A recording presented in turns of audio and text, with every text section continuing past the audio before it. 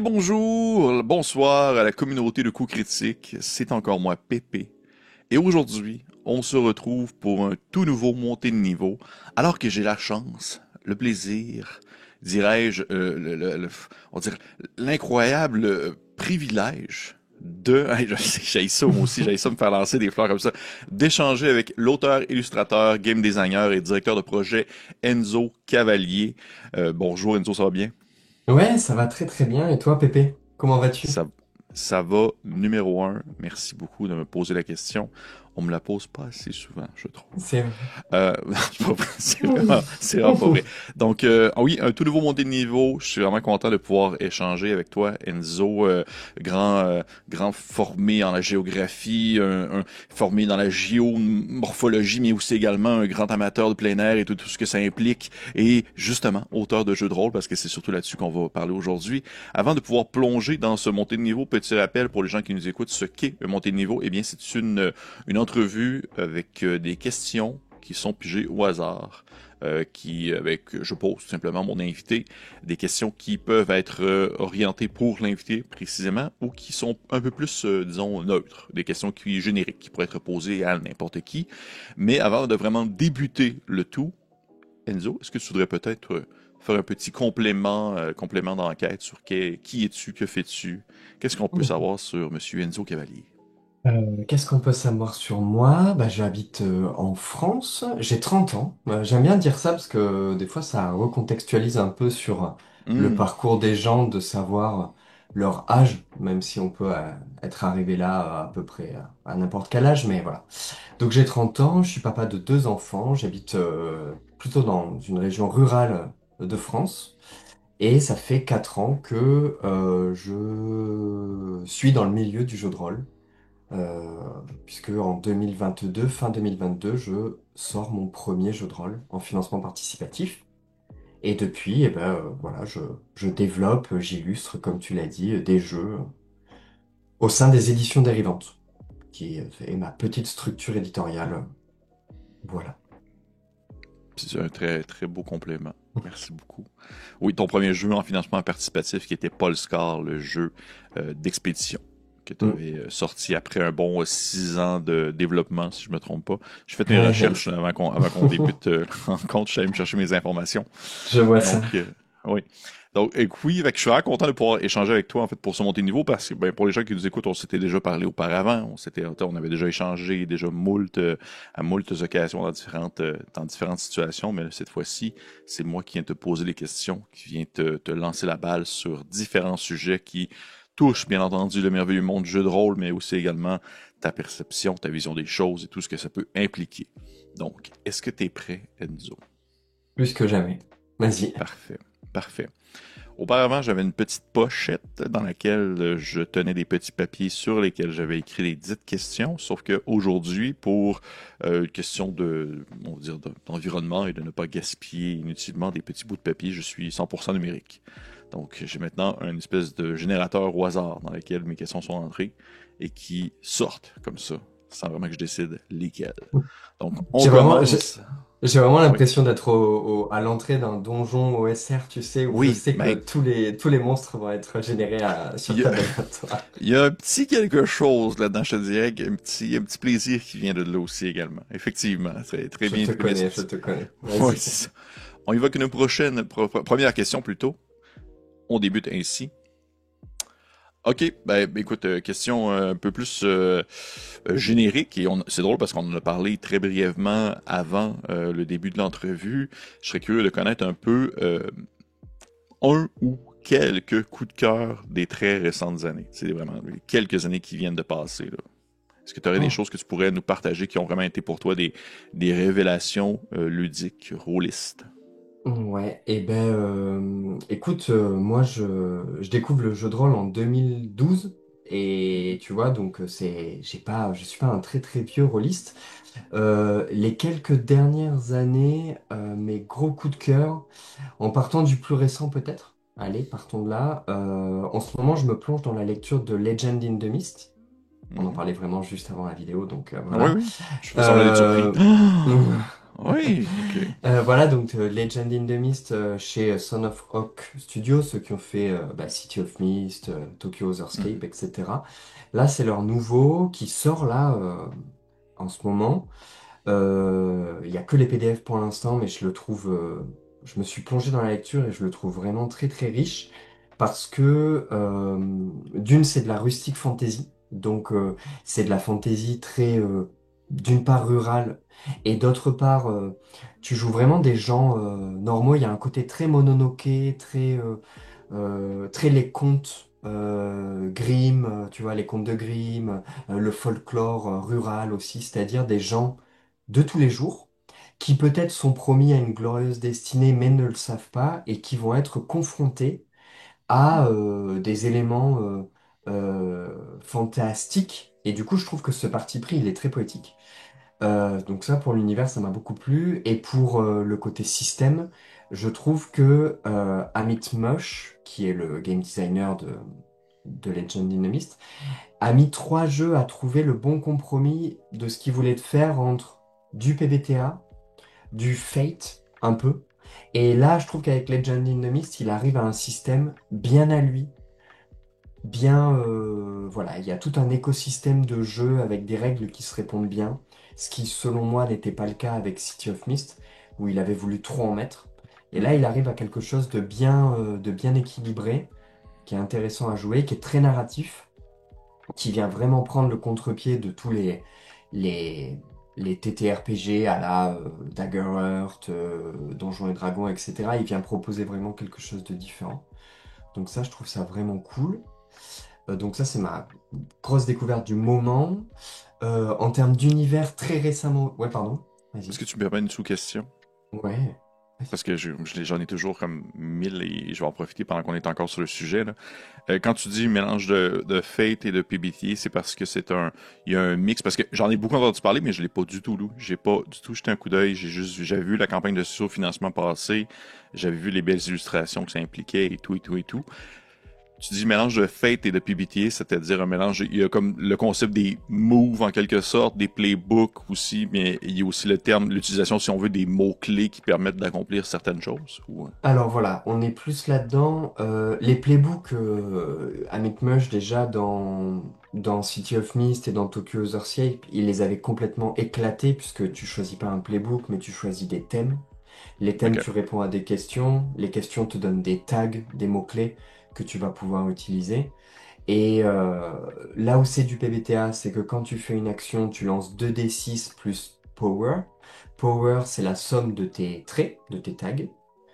Donc c'était très positif, moins t'es très négatif, ça te fait ta puissance.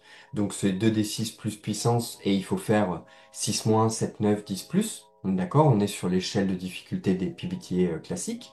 Mhm. Et là où pour moi ça s'inspire vraiment de Fate, c'est justement ce côté, au fur et à mesure, il va y avoir plein de mots sur la table. Pluie battante 3. Pluie battante 3, bah, c'est un mot-clé de situation que les joueurs vont pouvoir utiliser. Parce qu'admettons, tu te bats sur une toiture glissante, bah, tu peux utiliser pluie battante 3 pour faire tomber ton adversaire parce que le toit glisse.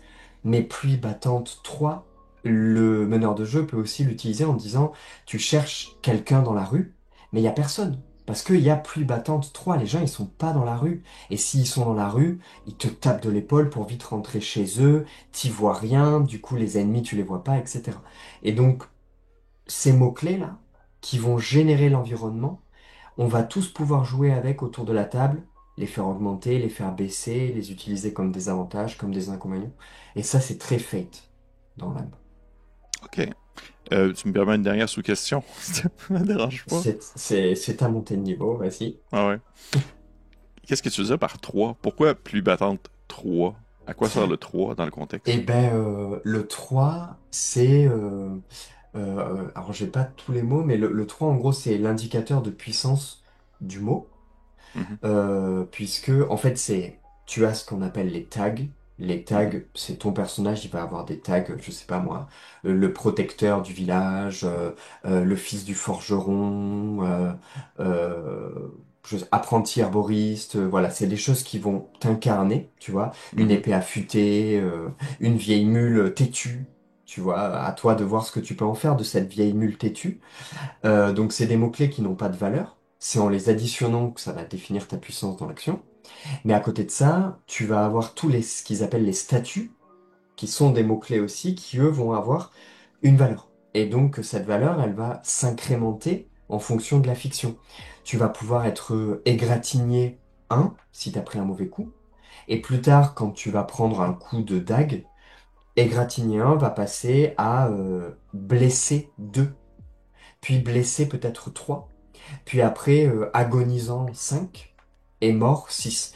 En fait, dès qu'un statut atteint 5, dès qu'un statut te concernant atteint 5, tu es mis hors jeu. Dès qu'un statut te concernant atteint 6, tu es mort. Si tu OK. es apeuré 1, effrayé 2, terrorisé 4, tétanisé 5, tu vois, t'es hors jeu en tétanisé, et 6, t'es mort d'une crise cardiaque, on pourrait imaginer. Tu vois. OK. Voilà. OK. J'aime ça. J'aime beaucoup le concept de l'espèce de dualité complémentaire entre le fait que les mots sont des mots, mais quand ils s'additionnent, veut pas, ça augmente leur niveau en quelque sorte. Ça leur rajoute, tu sais, justement des échelons, si on veut. Exactement. Et tout l'écosystème de jeu va agir sur ces tags et ces statuts, puisque tu vas pouvoir protéger tes compagnons en leur donnant un encouragé 2, ce qui pourrait venir contrebalancer un apeuré 3, tu vois. Un personnage, il est effrayé 3. Toi, tu l'encourages à 2, et du coup, ça va baisser sa frayeur de effrayé 3 à apeuré 1. Et c'est comme ça que tu vas gérer par exemple, la vie, la santé, l'endurance, tous les états, ce qui fait quelque chose de très narratif. Et juste pour finir, les créatures, les adversaires, ont plein de mots-clés aussi avec des statuts. Un gobelin, par exemple, pour être mis hors d'état de nuire, il va devoir être blessé 1 ou effrayé 1, alors que peut-être un gros chef orc, il va devoir être blessé 4 pour être neutralisé, tu vois. Parce qu'il est beaucoup plus costaud. Voilà. Mais par contre, il va pouvoir peut-être être dupé un parce qu'il est un peu bête. Et du coup, ça va être plus facile de l'arnaquer que de le tuer. Donc il y a ce côté-là très, très narratif. Et les rivières, les montagnes ont aussi des statues que tu vas devoir battre pour les surmonter, tu vois. OK. Donc voilà. J'aime ça. J'aimerais. En fait, tu m'as donné le goût de m'y pencher. Parce que j'étais comme pas sûr au début. J'étais, ah, City of Mist, ça m'avait comme un, pas plus que ça, là. J'avais pas été plus charmé que ça, mais là, de la manière que tu me le présentes, Bah, t'as pour beau moi, il a m'en. corrigé tous les bugs. Voilà. OK. Vraiment, pour moi, il a corrigé tous les bugs pour proposer quelque chose de vraiment qui s'émancipe de toutes ces influences. Euh, pour OK. vraiment arriver à quelque chose de très à lui, quoi. Très, très. OK. Ouais. Je vais prendre le temps d'y penser, d'aller jeter un coup d'œil, mais là, ça fait quasiment 15 minutes qu'on parle de Legend in the Mist. Aurais-tu un autre coup de cœur, si on veut, des dernières années, avec que je saute à une prochaine question? Ouais, ouais. Un autre coup de cœur, là, j'essaie d'aller sur quelque chose de différent. Allez, deux petits trucs. Les aventures des Merry Mushmen, que j'ai Oui, trouvé vraiment cool, là. J'ai fait jouer récemment celle dont j'ai mangé le nom, mais Raiding of the Obsidian Keep. oui. Excusez-moi pour mon anglais hasardeux, mais voilà, c'est Non. celui-là, là où tu commences, t'es sur un radeau euh, très très cool. Voilà, j'aime beaucoup la manière qu'ils ont de proposer des aventures OSR très gonzo, très burlesque, très what the fuck, mais en même temps avec un univers vraiment bien à eux. Mhm.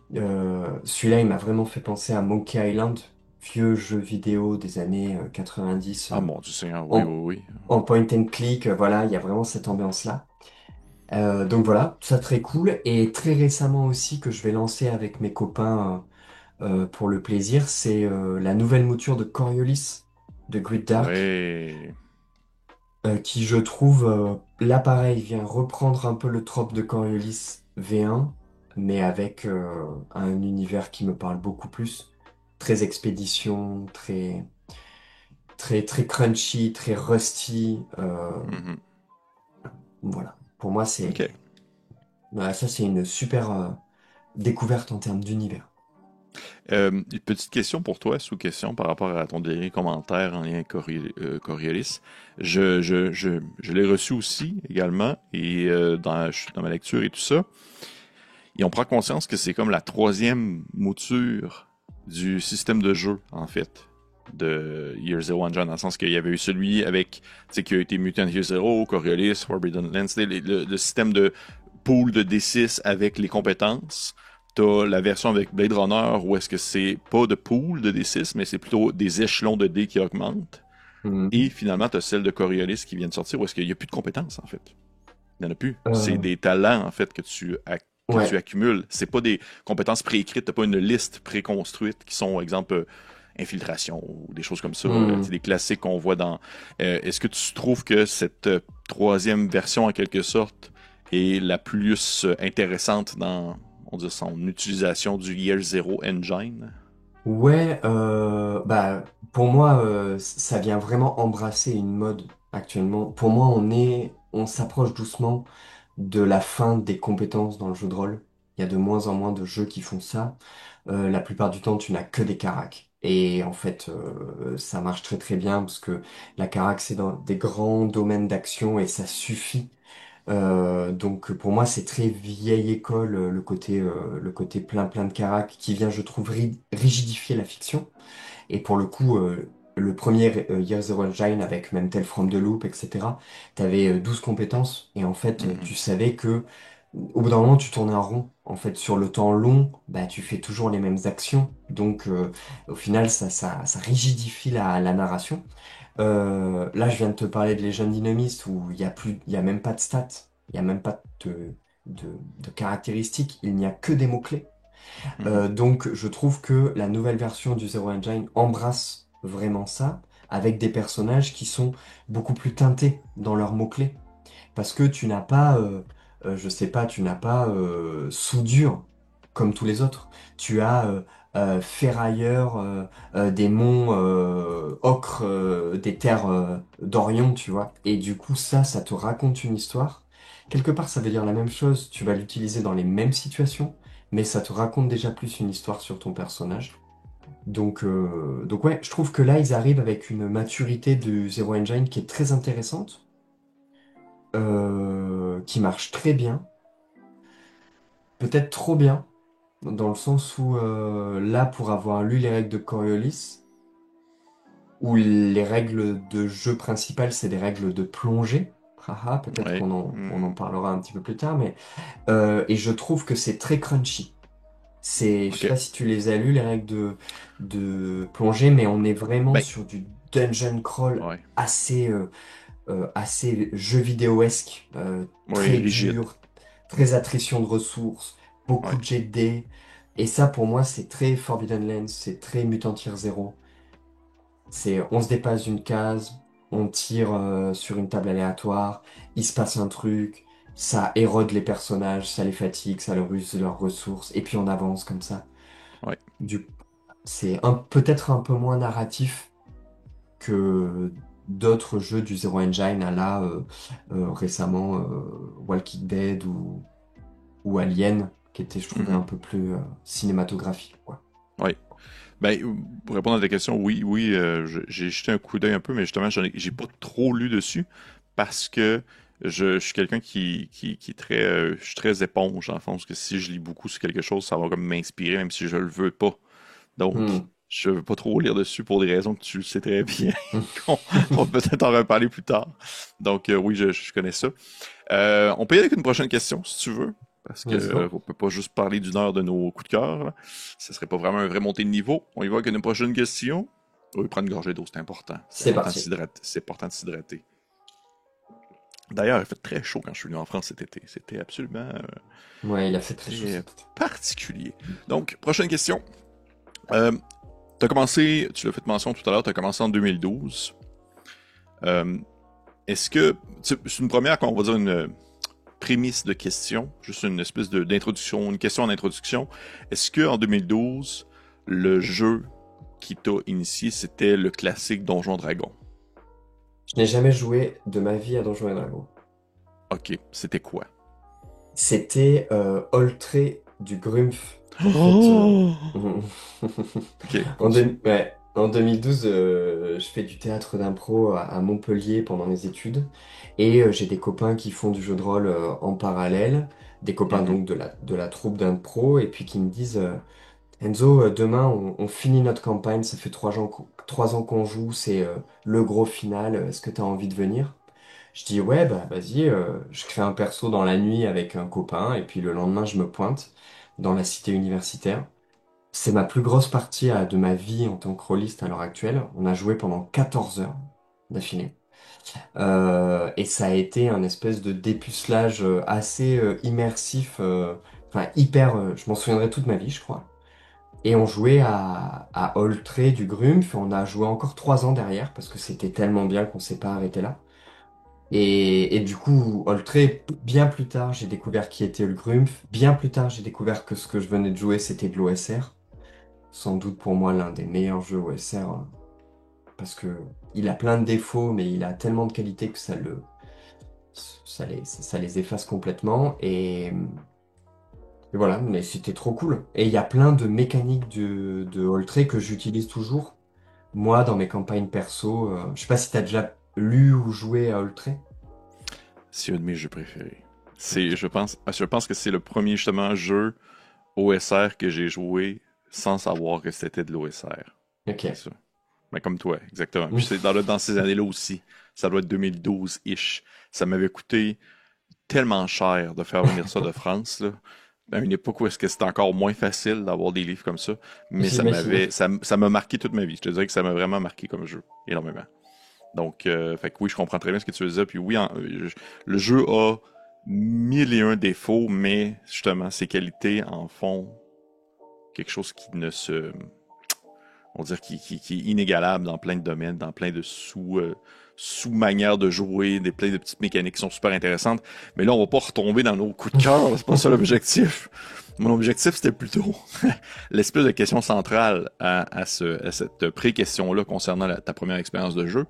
C'est toi, en tant que concepteur, est-ce que des fois tu as justement, tu ressens un peu cette espèce de... Parce qu'on le vit beaucoup au Québec. Je sais qu'en France, c'est moins pire parce que justement, il y a un peu plus de compétition à ce niveau-là, il y a un peu plus de diversité également. Mais est-ce que, en tant que concepteur, auteur qui doit justement concevoir son produit, mais aussi justement le promouvoir, tu sens quand même des fois une certaine résistance par rapport au fait que ce n'est pas justement surtout des produits en lien avec Donjon Dragon, cinquième édition. Si je comprends bien ta question, c'est est-ce que quand ce n'est pas des Ben, jeux liés dans à le sens Donjons que, et Dragons, ouais, c'est plus dur? ouais, parce que toi, en tant que, je veux dire, là, on n'en a pas vraiment Mhm. parlé, mais tout ce que tu as produit n'avait aucun lien, ni quoi que ce soit avec du D20, Donjon Dragon, tout ça, c'était vraiment, t'es complètement à l'opposé de ça, tu vois, dans toute autre Ouais. direction. Et je sais que ça peut être très difficile, des fois, de vouloir promouvoir des jeux qui ne sont pas vraiment dans les espèces de des grandes tendances du moment. Ouais. Je mettrais Donjons et Dragons à égal avec tout l'univers de Lovecraft et de l'Appel de Cthulhu, Ouais, ouais, ouais. où pour moi, c'est deux espèces de grosses locomotives du milieu rôlistique, de Ouais. tout l'univers aussi rôlistique, etc. Euh, Effectivement, je pense qu'en France, en fait, les gens qui veulent jouer à Donjons et Dragons jouent à Donjons et Dragons et quelque part, ils ennuient personne, tu vois, ils ont Non, accès non. aux bouquins qui sont très très bien distribués, etc. Euh, à côté de ça, je pense que la scène de création originale française, hein, je parle pas de toutes les traductions, parce Mhm. on n'est pas victime, hein, loin de là, mais il y a énormément de maisons d'édition qui travaillent à l'implantation, tu vois, à la localisation de jeux internationaux, notamment les jeux Free League, hein, qui nous viennent en France via Arcane Asylum.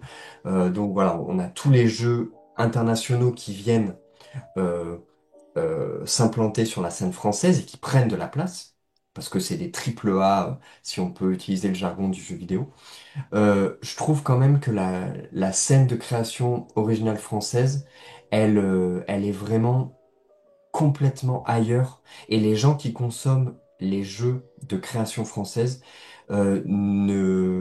justement viennent chercher autre chose que du Donjons et Dragons ou de l'Appel de Cthulhu. Et, et du coup, c'est OK. Et ça laisse la place à plein de jeux avec des univers bien à eux, d'autres tropes de fantasy, d'autres tropes d'horreur contemporaine, si on prend l'Appel de Cthulhu, tu vois, euh, et qui se vendent très bien, et qui trouvent leur public en France. Donc non, je trouve ça intéressant. Et même plus largement, je trouve que même sur Kickstarter, moi j'achète beaucoup de jeux en VO, donc en anglais quoi, sur Mhm. Kickstarter. Et je trouve que même sur Kickstarter, je sais pas si c'est que je me suis mis des filtres et que je vois pas les innombrables suppléments 5e qui sortent, mais je trouve qu'il y a énormément de jeux, pas Appel de Cthulhu et pas Donjons et Dragons, sur Kickstarter qui récoltent énormément d'argent, qui font énormément de backers et tout, tu vois. Le cas de Mhm. Legend in the Mist, le cas de Coriolis, tu vois, le cas de tous ces jeux qui viennent se placer un peu dans des créas originales atypiques, quoi. Oui, Donc, oui, oui, je comprends. Mais oui, effectivement, t'as raison, il y en a beaucoup, mais puis je pense que ça doit venir justement avec on va dire tes habitudes de backing, si je peux me permettre l'anglicisme, parce qu'il mm, y en mm. a des produits 5e édition, je te l'assure qu'il y en a pour les fins, les fous, là, il y en a encore aujourd'hui. En tout cas, je pense pas que ce soit le truc qui performe le plus sur Game on Tabletop, par exemple.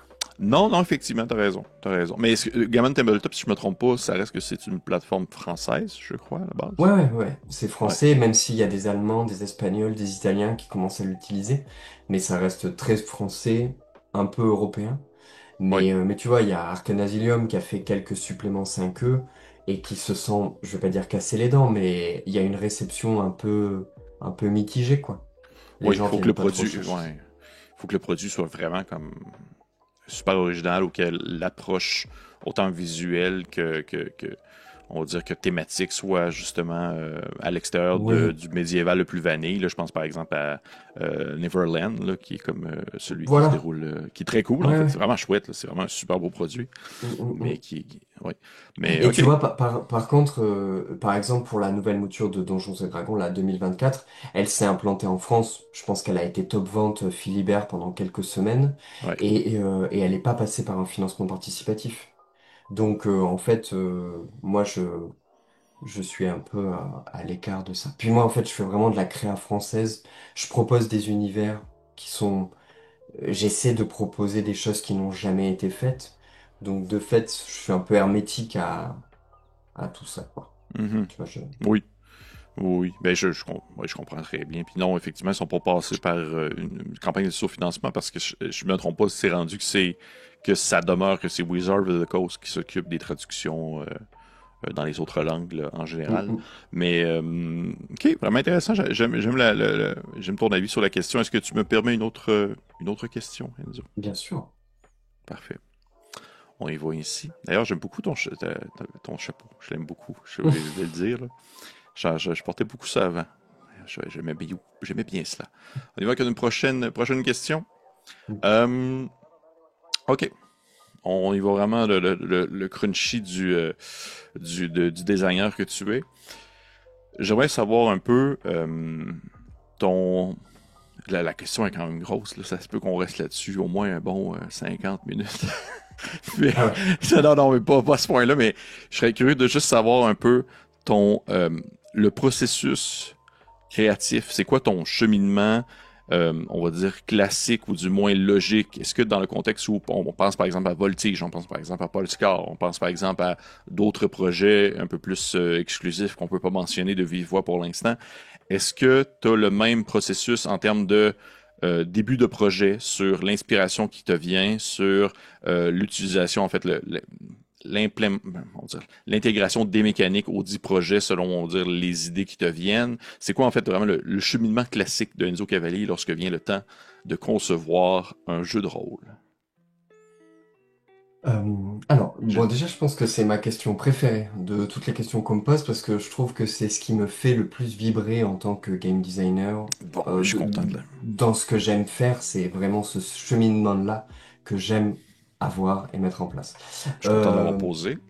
Je pense que à chaque projet, et j'ai pas une recette vraiment précise, mais à chaque projet, j'essaie de plus je comment dire, plus je fais des projets, plus je me rends compte que je dessine une recette qui est bien à moi, que je suis un cheminement qui est bien le mien. Polescar, je suis vraiment parti euh, un peu avec mon couteau juste comme ça, j'avais une idée et je suis parti et j'ai fait beaucoup d'allers-retours entre l'univers, les mécaniques, etc. Déjà Voltige et puis des petits jeux et puis là les nouveaux jeux qui vont arriver, etc. Je sens qu'il y a quelque chose qui se dessine. En gros, moi ce qui est très important, c'est que si ça a déjà été fait, pour moi, ça ne sert à rien de le refaire. Hmm. C'est-à-dire si une thématique a déjà été abordée ou si une manière de mécaniser une thématique de jeu a déjà été faite, pour moi, c'est pas que l'idée que je vais avoir, elle est pas bonne, c'est juste que créer des jeux, ça me demande beaucoup d'énergie et je préfère, comment dire, investir tout ce temps et cette énergie dans proposer quelque chose de nouveau sur la scène holistique. Donc déjà, j'ai un peu ce truc où dès que j'ai une idée, j'en ai 1000 par jour, comme tous les gens qui sont passionnés par le jeu de rôle, mais dès que j'ai une idée assez, que je trouve assez pertinente, je vais faire une première un peu étude de marché assez simple, où je vais aller voir tous les jeux qui se rapprochent de cette thématique-là et voir comment ils ont abordé la thématique.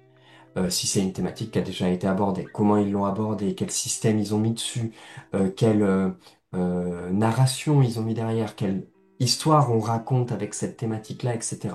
Si je vois que mon jeu, il propose un pas de côté, qui est un peu, selon moi, la ligne éditoriale des éditions dérivantes, c'est-à-dire prendre des thèmes qui vont parler à tout le monde, mais les prendre avec des pas de côté suffisamment intéressants pour que les gens se disent, go, j'y vais, c'est rafraîchissant.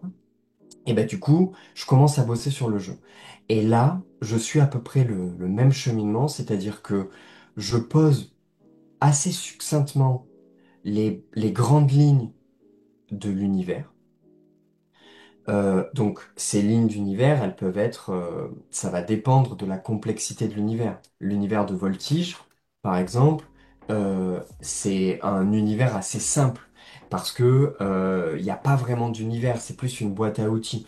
Dans Voltige, on va jouer des aviateurs civils dans un contexte de montée en puissance d'un régime fasciste qui vont entrer en résistance pour protéger leurs proches et leur archipel.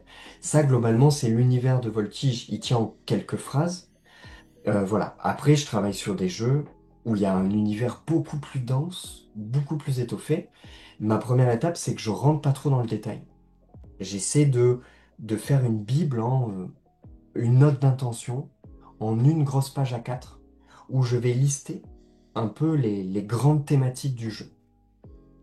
Une fois que j'ai fait ça, j'arrête de bosser sur l'univers parce que sinon je me fais engloutir par mes idées. Et là, très rapidement, je passe au game design. Parce que là, pour moi, c'est le deuxième verrou, c'est que si mes thématiques, elles sont hyper fortes, mais que j'arrive pas à proposer un game design qui retranscrit parfaitement ce à quoi on va jouer, si j'arrive pas à marier la chèvre et le chou, à bien trouver l'équilibre entre les thèmes et les mécaniques de jeu, et ben ça marche pas. Tu vois, le jeu, je le range dans une boîte et j'y reviendrai plus tard dans quelques années quand j'aurai cette bonne idée-là, tu vois. Est-ce que ça t'est arrivé de vivre ce moment-là, de te dire où est-ce que tu as conçu un univers qui, à ton sens, était complet et efficace, mais que tu ne réussissais pas à trouver les mécaniques appropriées pour l'animer? Ouais, alors des fois il y avait ça, des fois il y a eu, j'avais les mécaniques. Tu vois, Survivre au crépuscule, le petit Mhm. jeu de duel très narratif, j'avais les mécaniques. J'avais répondu à un challenge qui m'obligeait à un délai très court. J'avais pas l'univers. Du coup, j'ai sorti que les mécaniques.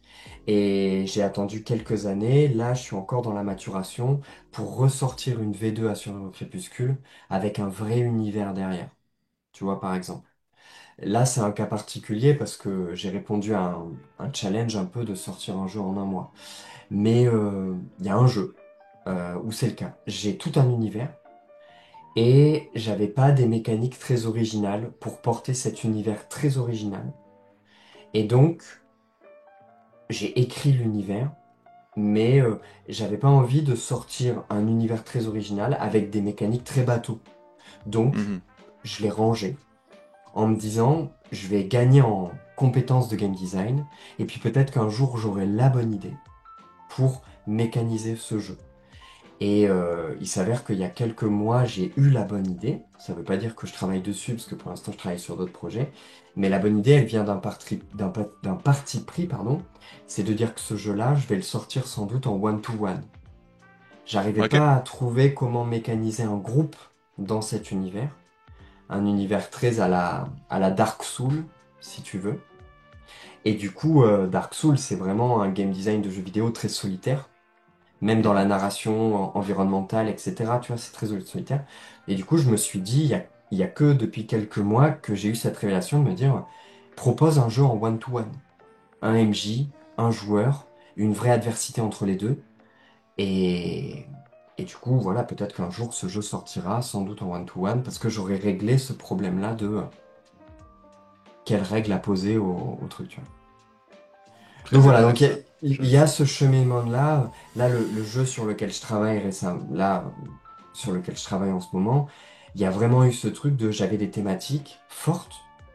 Et avant de me lancer pleinement dans OK, je vais consacrer un an de ma vie à l'écriture de ce jeu, j'ai vraiment posé pendant plusieurs semaines à faire plein d'itérations de systèmes de jeu pour représenter une mécanique centrale, qui est la mécanique de pression dans ce jeu-là.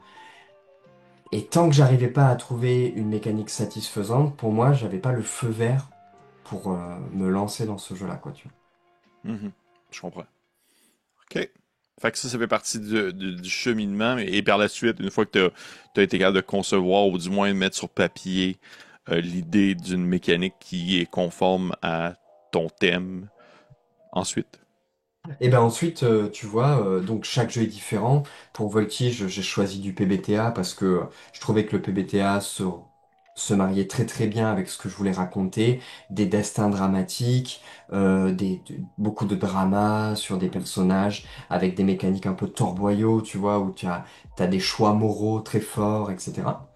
Une fois que voilà, dans Polescar, c'était très survie de groupe, donc je voyais que les joueurs lancent pas mal de dés et manipulent beaucoup les dés, comme un aventurier, comme un mec dans une expédition qui va beaucoup utiliser son barda, fouiller dans son sac à dos pour trouver le bon outil. Bah là, le joueur, il fouille entre ses dés pour les trier, pour relancer certains, etc. Donc tu vois, Mhm. il y a une mécanique qui est un peu extra-diégétique.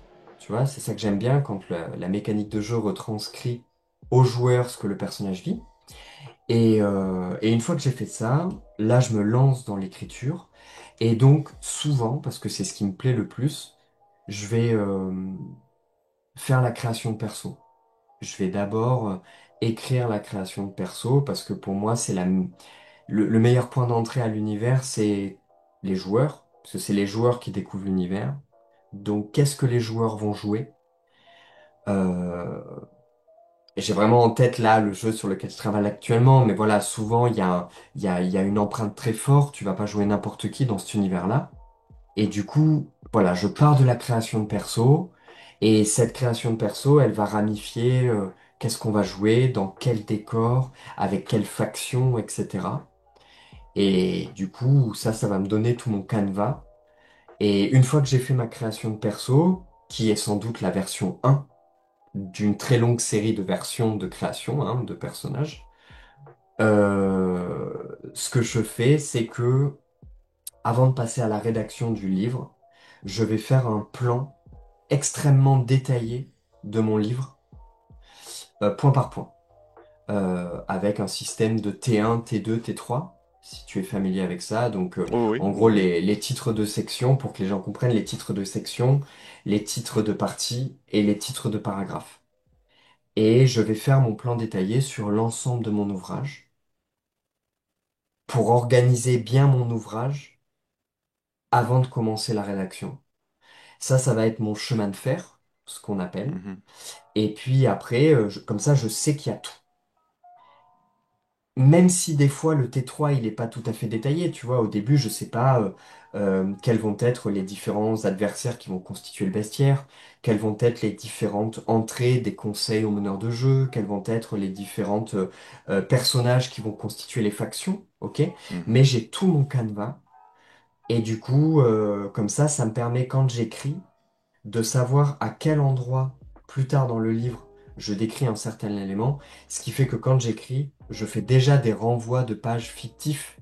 Tu vois, quand j'écris une faction ou une mécanique, quand je l'introduis, après je marque voir entre parenthèses, je marque le nom de la section en italique, virgule, page XX pour l'instant, et du coup ça me permet déjà d'avoir une structure de livre très référencée qui viendra se compléter au fur et à mesure de l'écriture, mais je sais que c'est cohérent sur les 200-250 pages qui vont constituer mon ouvrage, tu vois. OK. Oui, je comprends. Je Et comprends. après, je fais du remplissage, en fait, et c'est là que passe le côté le plus cool. C'est que du coup, après, pour moi, là, c'est de la poésie, tu vois, où je vais Ouais, c'est ça, rentrer. c'est pas du tout loin, non, c'est ça. C'est vraiment pas le même, pas nécessairement le niveau de difficulté, mais ça vient pas stimuler les mêmes neurones, on va dire ça comme ça. Exactement. OK. Mais, OK, je trouve ça très chouette d'avoir ton impression sur la chose. Et si t'avais un conseil à donner à quelqu'un qui voudrait se lancer dans la conception et le design sur, disons, quelque chose pas nécessairement à ne pas faire, mais du moins à faire attention, quelque chose qui pour toi a été en quelque sorte je dirais pas nécessairement un challenge, mais tu vois qu'à force de le faire, tu as vu que ta méthode a changé concernant cet aspect-là précis. Et tu t'es dit, il faut faire attention à ce petit côté-là dans le game design parce qu'on peut rapidement tomber dans le piège. Voilà ce que je veux Hmm. dire. Ouais, ouais. Et ben, je pense que c'est lié à ma lecture du monde holistique actuel. Euh, Ne pas vouloir faire les jeux de rôle comme on les faisait dans les années 80, c'est-à-dire un jeu de rôle qui se targue de pouvoir tout faire, où tu vas Mhm. avoir dans le même jeu de rôle des règles de course-poursuite, de combat naval, de magie, d'espionnage, d'intrigue, de technologie, etc. Avec un livre qui va faire 450 pages que personne ne lira. Ça, c'est fini. Aujourd'hui, pour vendre beaucoup de jeux de rôle en salon, un livre de plus de 250 pages effraie beaucoup de rôlistes, même des rôlistes très vétérans, parce qu'on sait que il y a beaucoup de productions qui nous intéressent et du coup on n'a pas le temps de jouer à tout. Donc plutôt avoir des petites propositions thématiques très fortes ou un rôliste dans sa bibliothèque qui va se dire, eh ben j'ai ce jeu-là pour jouer des jeunes enfants dans les années 80 confrontés à l'occulte. Et puis j'ai ce petit jeu-là qui permet de jouer des chasseurs de papillons sur les îles, tu vois, des jeux vraiment très très précis. Je pense que c'est ça qu'il faut, c'est avoir une proposition forte, chercher une proposition forte et se limiter à cette proposition. Et pour moi, s'il te faut plus de 3 phrases pour expliquer le core concept de ton jeu, c'est Mhm. qu'il y en a trop. C'est qu'il y en a trop, tu vois. C'est que tu as voulu trop en mettre. Et si tu arrives en 3 punchlines un peu à décrire ton univers, ça veut dire que tu as un truc qui est bien équilibré, tu vois. Oui. Et du Oui, coup, je comprends. faut se limiter à ça. Faut pas qu'au cours de ta lecture, au cours de ton écriture, pardon, tu lises un supplément OSR et tu te dises, oh, là, il y a des règles de mutation. Et si je mettais des règles de mutation dans mon jeu qui n'étaient pas du tout pensées pour des règles de mutation à la base, ça me semble être une trop bonne idée. Et du coup, après, tu te retrouves avec un truc où t'as voulu trop en mettre et ça a plus de cohérence, quoi. Est-ce que tu as une certaine appréciation de ce qu'on appelle justement les jeux? Parce que tantôt on en a parlé brièvement, on l'a mentionné, mais les jeux, je parle génériques, comme Fate, comme Fudge ou encore Cypher System. C'est des jeux qui te permettent justement de jouer n'importe quoi dans n'importe quel univers. Euh, non, pour moi, ça n'a aucun... Non. en- pour moi, ça n'a... pour moi, hein, attention, à titre Oui, oui, oui, c'est personnel, ouais, oui, non, mais inquiète pas, on est toujours à titre personnel. pour moi, ça n'a aucun intérêt parce que je considère qu'un système n'est bon que lorsqu'il retranscrit un univers bien particulier.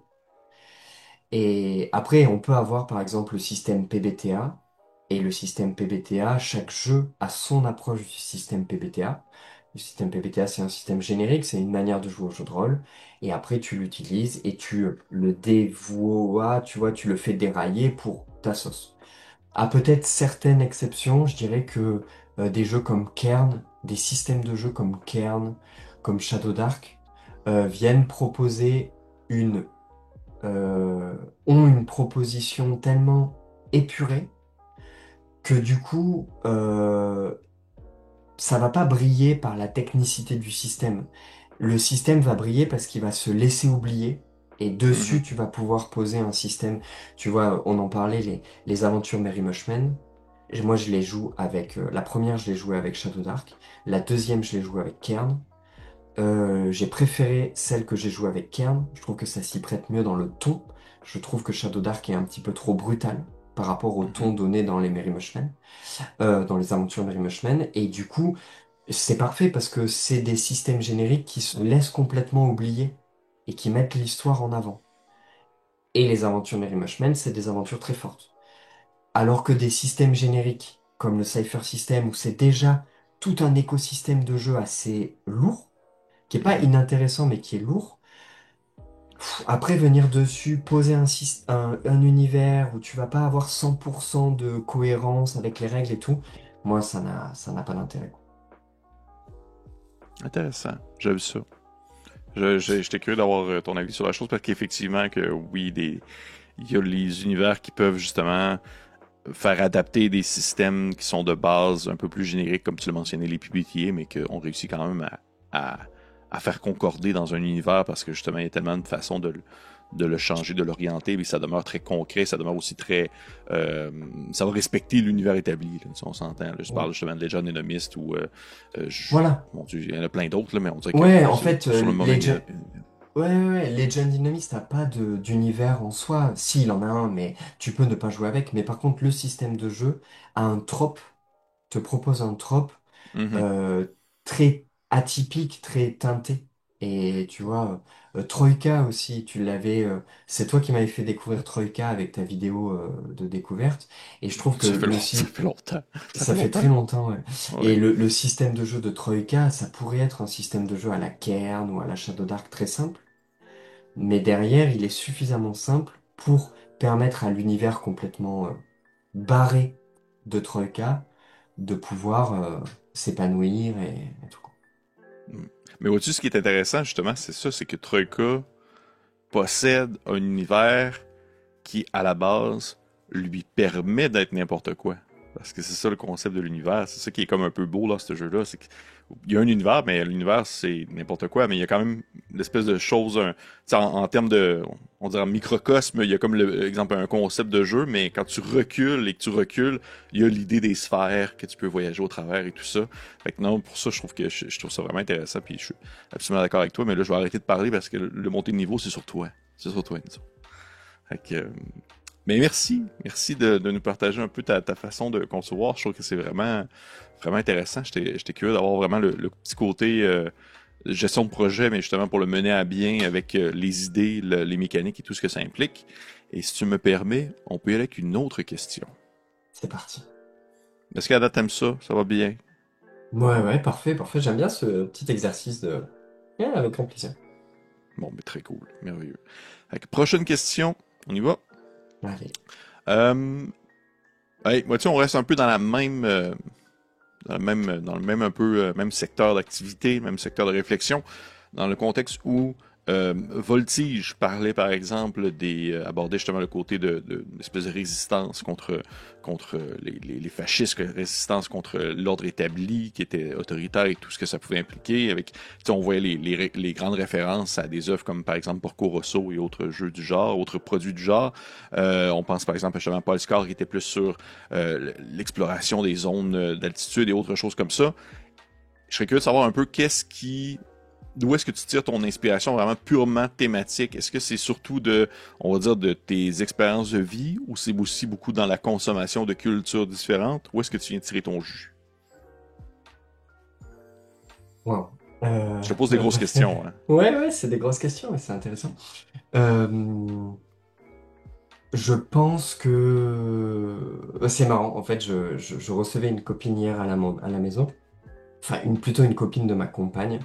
Et ma compagne est allée coucher les enfants et du coup je me suis retrouvé avec cette personne que je connais mais on a commencé à discuter et on s'est rendu compte qu'on se connaissait pas vraiment, tu vois. Et du coup Mhm. je lui ai fait un peu mon background quoi. Je lui ai dit d'où je venais, quelles études j'avais fait, etc. Et pourquoi je faisais ce boulot étrange pour beaucoup de gens de mon entourage. Tu vois, c'est très difficile à expliquer. J'habite dans un milieu un peu rural et tout, donc c'est très dur à expliquer ce que je fais réellement.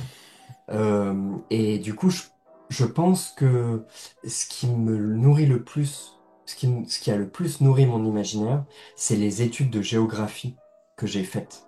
Que j'ai faites. Parce que ça m'a fait euh, découvrir comment le monde fonctionnait, comment un paysage, comment une région, comment tout un environnement géographique, naturel s'est créé, comment des populations sont venues s'implanter sur un territoire quel qu'il soit, comment des populations se sont mises à extraire des ressources, pourquoi un village s'est implanté à tel endroit, pourquoi on a installé un pont à tel endroit, et tout ça de l'époque préhistorique à l'époque moderne, contemporaine, actuelle. Et en fait, quand j'ai mis un terme à ma carrière de géographe, que j'ai fini mes études, que j'ai un petit peu travaillé dans la recherche, etc., et que j'y ai mis fin, et qu'après je me suis consacré au jeu de rôle, je me suis dit, bon, bah, tu travailleras plus jamais dans la géographie, et en fait, c'est faux, puisque j'ai vraiment l'impression de faire de la géographie au quotidien, puisque du coup, je fais de la géographie imaginaire, mais mon travail, c'est de concevoir des mondes, des populations, des cultures, des territoires fictionnels dans lesquels les gens vont pouvoir s'immerger. Et pour moi, un univers imaginaire, il est, il se doit d'être cohérent, sinon la magie n'opère pas. Tu vois, le ta gueule c'est magique, pour moi c'est la chose la plus vulgaire qu'on puisse faire à un lecteur, de ne pas lui expliquer de manière cohérente pourquoi l'univers il est comme ça, pourquoi tel peuple a découvert telle ressource, qui fait qu'aujourd'hui elle est dans une situation de monopole et que ça crée des dissensions, des rivalités, etc. Et ben pour moi il faut qu'il y ait une cohérence, même si ça part de quelque chose de magique à la base. Voilà, les grands univers à la Tolkien, Dune, etc. Pour moi, ils brillent parce que ils sont extrêmement réalistes dans leur environnement fantastique. Et du coup, ça, c'est quelque chose qui me tient vraiment à cœur. Et je pense que c'est vraiment toutes mes études de géographe qui me nourrissent là-dedans. Paul Scar, c'était vraiment ça, partir du principe que le monde a explosé en îlot flottant, euh, que ce cataclysme a créé un tel nuage de poussière que ça a voilé le soleil, ça a plongé le monde dans une ère polaire éternelle. Et ben ok, l'humain, quand il sort des cavernes, le monde il est comme ça, comment il évolue? Qu'est-ce qui se passe? Quelles civilisations se mettent en place? Quel commerce? Quelle langue? Quelle culture? Quel dieu? Quel système monétaire se mettent en place dans un environnement comme ça?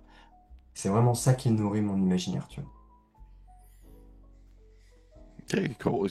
Bon, c'était une fichue de grosse et belle réponse. Et là, si on avait un 3 heures devant nous, j'aurais plein de questions en lien avec ce que tu viens de dire. OK. Et est-ce que tu as l'impression un peu si justement le concept... Là, ouais, ça m'a vraiment intéressé. Tu as commencé à aborder l'idée d'une fantaisie euh, qui s'explique, tu sais, qui demeure qu'elle peut avoir une certaine origine ou une certaine explication dans son fonctionnement au-delà du concept de genre, justement, ta gueule, c'est magique, qui aussi également, je trouve que je trouve ça un peu facile à dire comme ça. Euh, Est-ce que tu aurais un exemple, parce que t'as mentionné par exemple Tolkien, qui demeure étant plus un auteur spécialisé, on s'entend. Est-ce que tu aurais un exemple de jeu de rôle qui, selon toi, représente bien ce côté-là de la fantaisie qui s'explique bien, qui est complète et qui demeure, on va dire, pas réaliste, mais qui demeure logique dans son monde. Ouais. Et ben, ouais, pour moi, un jeu qui est très très atypique, mais qui explique bien son univers. Euh, bah, tu vois, Coriolis, je trouve que l'univers ou Symbaroum sur des jeux, voilà, je trouve que Symbaroum, c'est le bazar. Symbaroum, tous ceux qui se sont lancés dans la gamme disent que c'est une purge sans nom à lire, et c'est vrai. Mais je trouve que l'univers de Symbaroum n'est pas très original, mais pour autant toute la cosmogonie qui se cache derrière, parce que Symbaroum, c'est un médiéval fantastique sylvestre. En gros, c'est un Mhm. peu un Mononoke. C'est le trope, c'est nature contre civilisation. En gros, c'est ordre contre nature. C'est assez simple, c'est assez vu, mais je trouve qu'il explique bien sa cosmogonie. Plus récemment, je dirais que l'univers, j'ai eu la chance de travailler sur Pénombre, qui va arriver en financement participatif récemment, très bientôt là.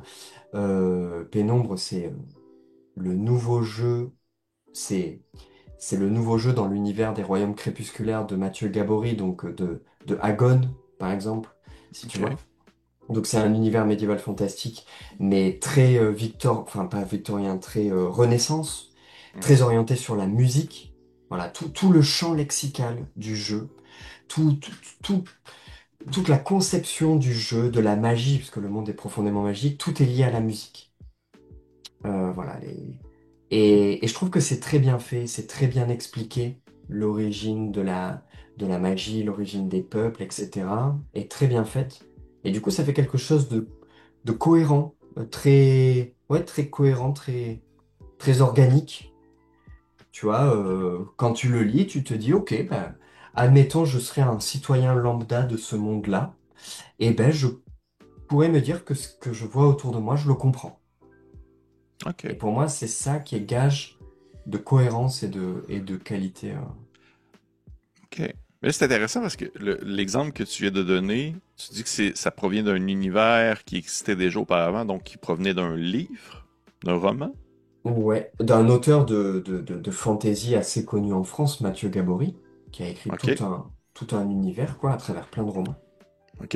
Ben, vois-tu, là, c'est intéressant parce que ça revient un peu au point de dire que c'est un univers euh, qui existait déjà auparavant et qui s'explique, veut pas, de façon un peu plus facile parce qu'il existait déjà auparavant au travers des romans. Est-ce que tu as l'impression parfois que ça peut être un peu plus difficile d'expliquer vraiment une fantaisie concrète et complète dans justement un ouvrage qui ne va pas faire 800 pages et qui ne provient pas d'une œuvre qui existait déjà? Ouais, je trouve ça extrêmement dur de poser une cosmogonie en moins de 300 pages.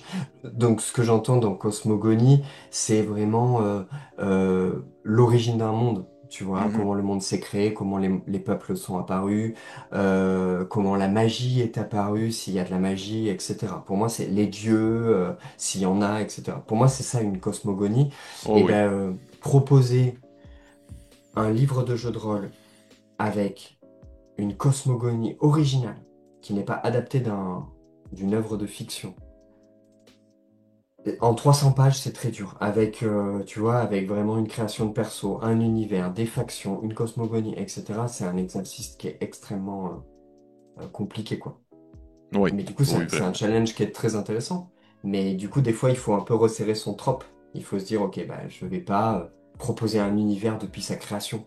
Je vais dire, bah, voilà. Et il y a un point de rupture, je sais pas moi, au Moyen Âge où Hiroshima Nagasaki 8 mai 45, boum, il y a les bombes atomiques et voilà, et Ouais. puis ça crée une fusion. Voilà, il y a ça. Et puis après, mon monde, il est différent. Mais j'explique pas OK. tout ce qui se passe avant, tu vois. Oh, oui, oui. Oh, oui, je comprends. Est-ce que tu t'es toi-même senti obligé à un certain moment de devoir réduire l'expansion ou la conception d'un univers parce que tu te rendais compte qu'il prenait trop d'espace ou qu'il devenait justement trop, il prenait trop d'ampleur pour en fait le fait de devenir jouable ou du moins avoir une certaine prise en main de la part des prochaines personnes qui vont devoir l'utiliser? Ouais, carrément. Quand je game design, je pense beaucoup à la charge cognitive du meneur de Mhm. jeu et à la charge cognitive du joueur. La charge cognitive du joueur, elle est plus liée justement à toutes les mécaniques avec lesquelles il va devoir jouer pendant la partie, tu vois. Ah mince, j'ai telle mécanique qui me permet de relancer, mais je peux activer tel pouvoir, mais j'ai mon équipement, il faut que je pense à le réparer, etc. Tout ça, cette charge cognitive mécanique, elle vient s'ajouter à toute la charge cognitive de l'univers. Le lexique, tu vois, si l'univers utilise un lexique particulier, les factions et tout. Il faut que le joueur, il soit quand même dans un environnement où il a suffisamment de repères pour jouer. Et tu vois, avec Polescar, je proposais un univers qui était très original. On jouait voilà, sur une planète éclatée, mais on jouait des gens sur des bateaux volants. Ok, le bateau Mhm. il vole, mais c'est un bateau. Tout le monde voit ce que c'est un chalutier, tu vois. Ok, Oui. il y a des baleines qui volent, mais une baleine, c'est ok. Elle est peut-être pas pareille, elle est couverte de corail, elle fait la taille d'un avion, mais c'est ok, c'est une baleine, quoi, tu vois. Et du coup, tu as suffisamment de repères pour que... par contre, du côté univers, je me mets souvent des freins en me disant, il y a quand même derrière ça un gars que je connais pas, ou une personne, tu vois, que je connais pas, qui va acheter mon jeu dans une bibliothèque de magasins de jeux de rôle. Il va ramener chez lui le jeu de rôle, il va se dire, bon, qu'est-ce qu'il a voulu me dire, le gars, là? Puis il va commencer à lire, il va découvrir des factions, découvrir des personnages, découvrir des secrets d'univers. Il faut pas qu'il y en ait trop. Parce que sinon, il va se sentir un peu, waouh, mais attends, mais je me sens pas capable de jouer là-dedans. Et du Mhm. coup, moi, quand j'écris, je me dis, il faut qu'il y en ait, mais pas trop, quoi. Sinon, t'es écœuré et t'as pas envie d'y aller, quoi. Mhm. Je dois t'avouer, et là, ça, c'est très personnel sur ma propre perception en tant que Québécois, nord-américain, francophone, que j'ai l'impression que euh, ou aussi peut-être dans ma consommation, peut-être aussi que je suis vraiment j'ai une certaine j'ai une certaine chambre d'écho là, qui se fait autour de moi sur ce que j'aime et ce que je vais lire. Mais j'ai l'impression que les produits qui sont vraiment francophones, il y a une certaine tendance des fois à justement dépasser, du moins de mon avis personnel, cette espèce de ligne, cette espèce de limite où là on embarque dans un univers qui devient parfois très cryptique ou difficile à comprendre et à prendre en main de la part d'un meneur de jeu qui va acheter le livre en question. Je serais curieux d'avoir ton avis sur la question, sur la chose. Eh ben, alors, je suis complètement d'accord avec toi. Je trouve que, mais ça vient toucher quelque chose, enfin, des questionnements que je me pose. Sur justement mon cheminement avec les éditions dérivantes au sein d'un marché purement francophone. Mhm, Je me pose vraiment la question de ça, de est-ce que je vais rester en fait sur une, sur un développement de mon activité purement francophone, ou si je vais pas faire comme par exemple les Merry Mushmen qui sont français, mais qui ont fait le choix éditorial de d'écrire et d'imprimer en anglais. Voilà, aujourd'hui, je trouve que l'anglais est, même pour des francophones, très accessible via tout un tas d'outils, hein, de traduction automatique ou quoi, mhm. mais tu peux assez facilement lire de l'anglais s'il n'est pas trop alambiqué. Je pense à Ultraviolet Grassland, par exemple, qui est très très très dur à lire en VO. Oui, Euh, mon Dieu, oui, mon Dieu, oui. voilà, il y a des jeux qui sont très compliqués à lire en VO pour des francophones non, voilà, qui n'ont pas un super niveau en anglais, quoi. Mhm, Mais voilà, pour répondre à ta question, c'est parce que je pense qu'en France, les maisons d'édition ont encore pour objectif de vendre du temps de jeu, plus que de mhm. vendre des expériences ludiques. Je trouve qu'il y a beaucoup de maisons Ouais. d'édition qui font des grosses gammes en se disant, voilà, je vais un peu accaparer le temps de jeu de mes clients. Ils vont acheter toute la gamme et ils vont jouer pendant plusieurs années à mon jeu et du coup ils vont acheter les suppléments. Mais Or pour moi, vois-tu, ça c'est une vision assez arriériste, tu vois. c'est vraiment. Mais, vois-tu, je te coupe 30 secondes parce que je trouve ça vraiment, vraiment intéressant. Vois-tu, là, on tombe dans un sujet qui vient beaucoup me chercher. Là. Ça fait partie des éléments qui viennent beaucoup me chercher en général, puis je suis content de pouvoir en parler avec toi. Là. Tu mentionnes ça, et là, en même temps que je parle, j'ai oublié mon idée, parce qu'il est encore tôt chez nous, mais ça va me revenir d'ici les 30 prochaines secondes, je l'espère. Mais j'ai l'impression que tu dis ça, mais en même temps, on va pas. Il n'y a pas nécessairement de. Il n'y a pas une causalité, il n'y a pas nécessairement un lien établi entre le fait que la cam est liée immense et que ça équivaut du temps de jeu immense. On prend par exemple justement Ultra, qui est selon moi, c'est pas un gros jeu, là, mais le temps de jeu d'Ultra est Ouais, gigantesque, là. parce que c'est un jeu sandbox où tu crées beaucoup de choses aussi de ton Ouais. côté, et du coup ça rajoute. Là, je pense plus, quand je dis ça, je pense plus à des gammes qui sont très figées. Tu vois, où tu vas avoir un setting de base qui va être détaillé dans différents suppléments, qui va être détaillé aussi à travers des campagnes écrites, des Ouais, scénarios ouais, ouais, ouais. officiels, etc. Et ça, pour moi, c'est vraiment la volonté d'acheter du temps de jeu. Pour moi, ça prend un peu la, le concept du jeu vidéo. Où Ouais, en ok. fait, dans le jeu vidéo, le joueur, il va vivre une histoire qui est cette histoire-là. Tu vois, je pense à The Witcher.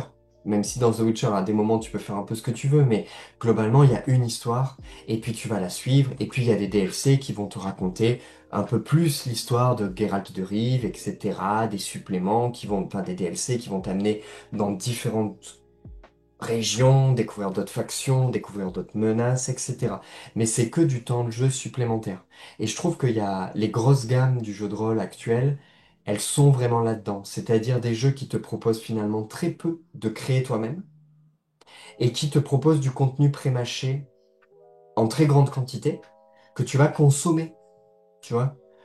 Mhm. Et que tu vas consommer sans forcément aller voir un peu plus loin. Alors que, tu vois, moi, la richesse d'un tel From the Loop, qui est pour moi un super jeu qui tient une place particulière dans mon cœur parce que je fais beaucoup jouer les jeunes à la maison des jeunes de mon village. Et du coup, on joue à Tale from the Loop, qui est le Stranger Things de Free League, quoi. Et pour moi, ce jeu, il a une richesse parce qu'il a un trope très simple, mais après, il te laisse libre. Et ce Mhm. trope, ce contexte de jeu, cet angle d'attaque, des Mhm. années 80 telles qu'elles n'ont jamais existé, te suffit à réinventer complètement ton environnement. Tu vois, nous, on joue à Tell from the Loop dans notre vallée, en imaginant qu'il y a un centre secret du loop qui est posé sur la montagne au-dessus de notre ville. Et qu'est-ce qui se passe? Tu vois, et ça suffit, et tu vas créer tes propres trucs, etc.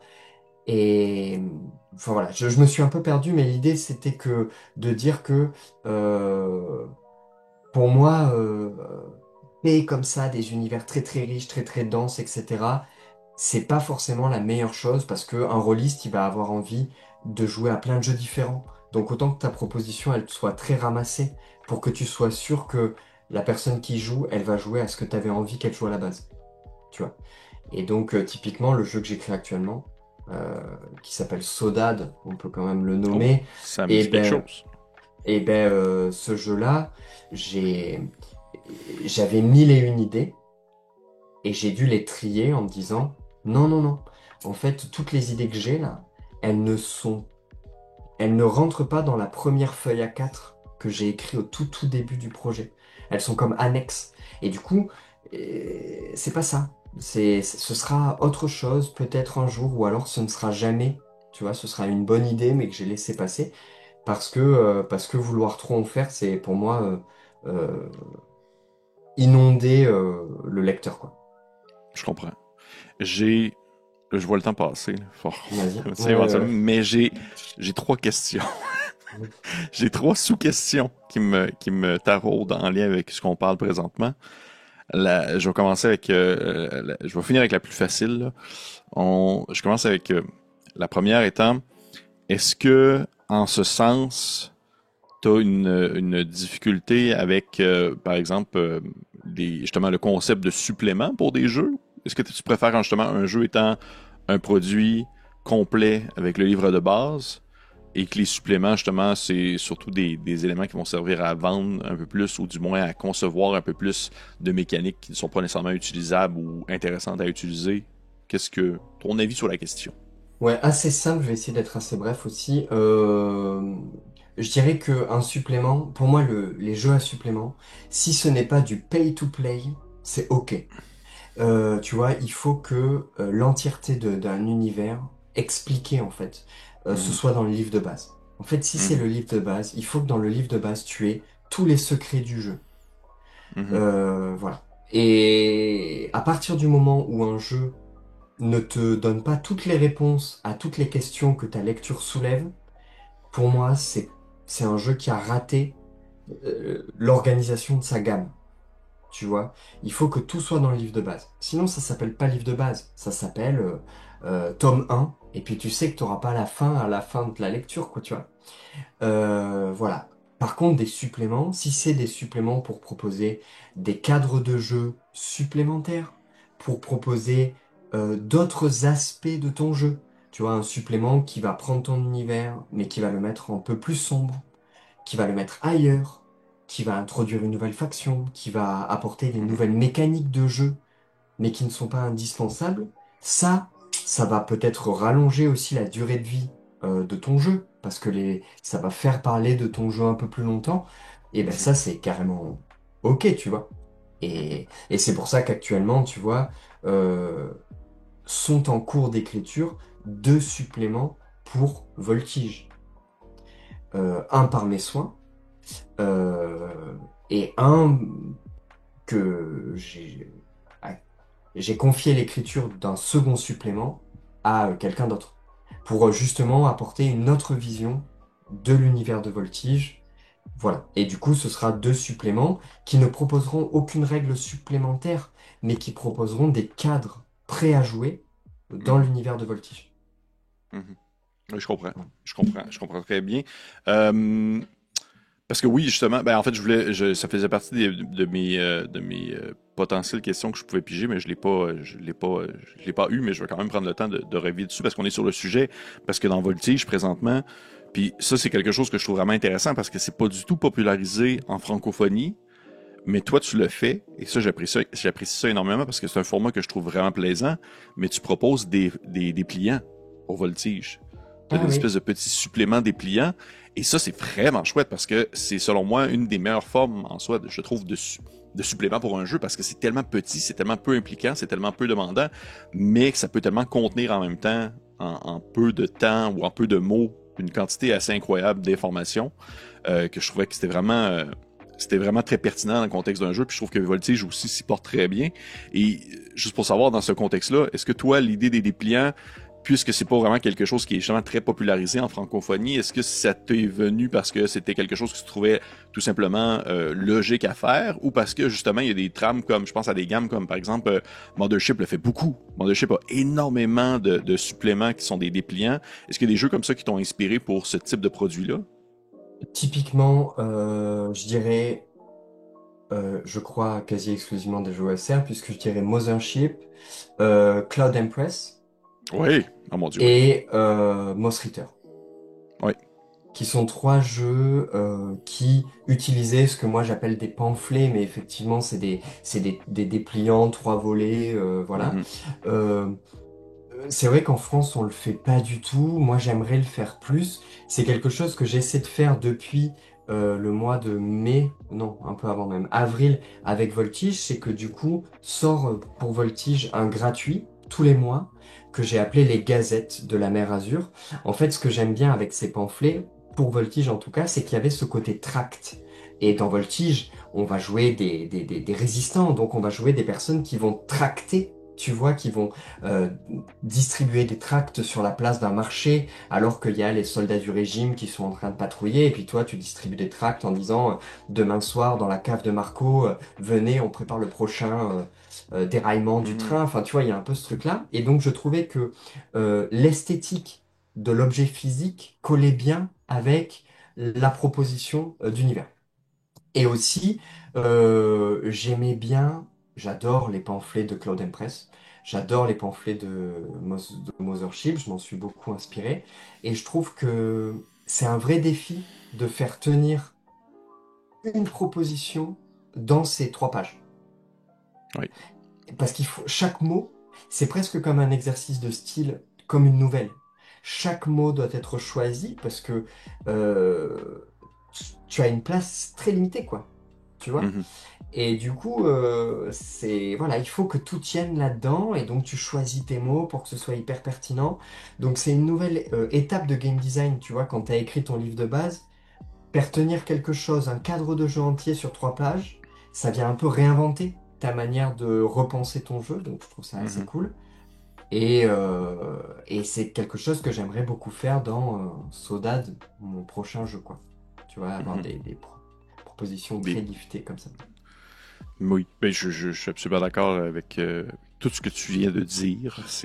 On est vraiment sur la même longueur d'onde à ce niveau, et j'abonde en ce sens. Et j'avais d'autres questions qui étaient toujours avec le sujet qu'on était dessus sur le concept des univers et des gammes à plusieurs produits pour justement expliquer le jeu.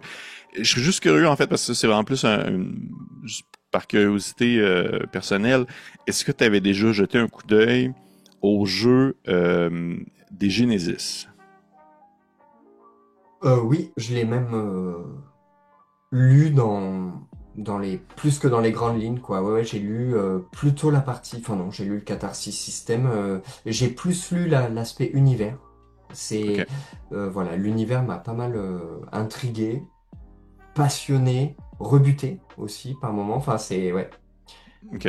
Pourquoi? Est-ce que justement tu trouves pas que c'est parce que je t'avoue que des Genesis a été pour moi j'ai eu une relation amour-haine avec ce jeu-là parce qu'il y a Comme des beaucoup, aspects hein. que je trouve ouais comme beaucoup je trouve qu'il y a des aspects qui sont vraiment intéressants sur des espèces de quasiment des micro-univers par région là, en soi là. Tu sais, que ce sont pas les mêmes technologies, ce sont pas les mêmes croyances et avis tout ça.